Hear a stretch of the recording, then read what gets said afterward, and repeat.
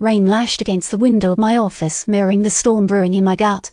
The dame sitting across from me, Lila Monroe, was a walking, talking headache wrapped in a crimson dress. Her eyes, pools of shadowed anxiety, darted around the room, never quite meeting mine. "Mr.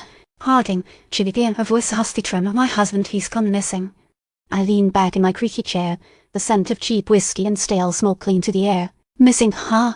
That's a broad term, Mrs. Monroe. Did he run off with another woman, a gambling debt, or something else entirely?" Leah flinched, the image of a perfect society wife cracking just a little. "No, Arthur wouldn't. He was a respected businessman. We have a beautiful home in Crestwood, a lovely life." Arthur Monroe was a name that resonated in certain circles I preferred to avoid. He dealt in import-export, a polite term for moving goods across borders with a certain level of flexibility. A flexibility that often blurred the lines of legality. "When did you ask to see him?" I asked, reaching for a fresh cigarette. 3 nights ago. He said he had a late meeting at the docks. Something about the shipment of exotic woods. He never came home. Exotic woods. It reeked of something more than just timber. The docks were a hive of illicit activity, smuggling, gambling, and worse. A place where a man could disappear without a trace. "The police," I prompted. "They said he probably just needed some space, that he's likely to show up soon."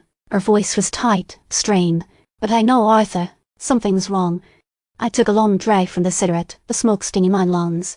"All right, Mrs. Monroe. I'll take the case." My fee was steep, but desperation and a whiff of trouble usually brought them to my door. "My name is Jack Harding, and I'm a private investigator in the city of New Birmingham. I specialize in finding people who don't want to be found and uncovering secrets that should stay buried. This case, I suspected, would be no different. The docks were a chaotic scene of towering cranes, bustling stevedores, and the stench of saltwater and rotting fish. I started my inquiries at the warehouse where Arthur supposedly had his meeting. The foreman, a burly man named Sal DeMarco, claimed to know nothing about Arthur Monroe. "Never heard of him," Sal grunted, wiping sweat from his brow. "We got regular shipments, but nothing special." I didn't buy it. Sal's eyes were shifty, his answers too rehearsed. I pressed him, offering a subtle hint of my own connections. He finally cracked, directing me to a shadowy figure known only as the collector. The collector's warehouse was tucked away in the darkest corner of the docks, guarded by 2 imposing figures who looked like they're carved from granite. Inside, the air was thick with the aroma of rare spices and the hushed whispers of unseen workers. I found the collector amidst stacks of crates, examining a small, intricately carved ivory figurine. He was a lean man with piercing grey eyes and a voice as smooth as silk. "Mr. Harding, I presume. Mrs. Monroe sent you, did she?" "She's concerned for her husband," I said, cutting to the chase. "I understand he had a meeting here 3 nights ago." The collector chuckled, a dry, unsettling sound. "Arthur was a valued client. He facilitated some unique acquisitions for me." "Acquisitions? What kind of acquisitions?" "Let's just say Mr. Monroe was instrumental in procuring items that weren't always easy to come by." I knew I was dancing with a dangerous man, but I needed answers. "Where is he?" The collector's smile faded. Arthur stepped out of line. He tried to double-cross me. My gut clenched. "What did you do to him?" "He's taken care of," the collector said, his voice devoid of emotion. "Consider him a casualty of ambition." I felt a surge of anger, but I kept my voice level. "Who took care of him?" He gestured to a hulking figure lurking in the shadows. "Meet Bruno. He's quite efficient." Bruno stepped forward, his eyes cold and menacing. I knew I was outmatched, but I couldn't back down. "I want him," I said, pointing to Bruno. The collector laughed. "You're a fool, Mr. Harding. You can't take him." I ignored him and lunged at Bruno. The fight was brutal, a whirlwind of fists and sweat.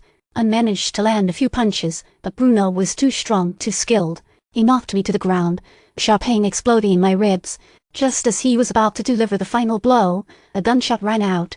Bruno stumbled, clutching his shoulder. A woman stepped out of the shadows, a sleek pistol in her hand. It was Lila Monroe. "I didn't want you to get hurt, Mr.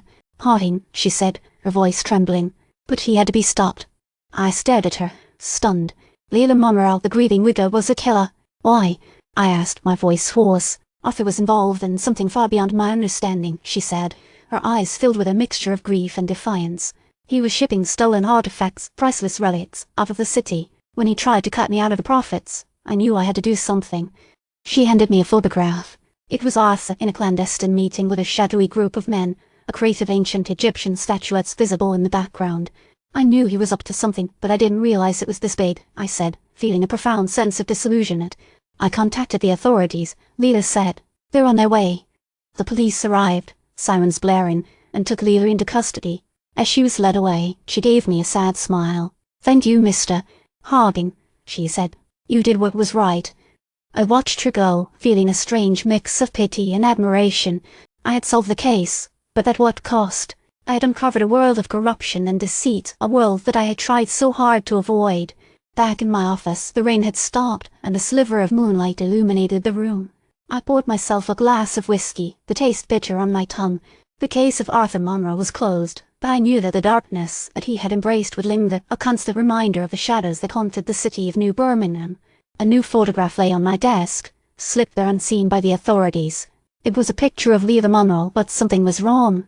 On the back, scrawled in neat, elegant handwriting, were two words not hers: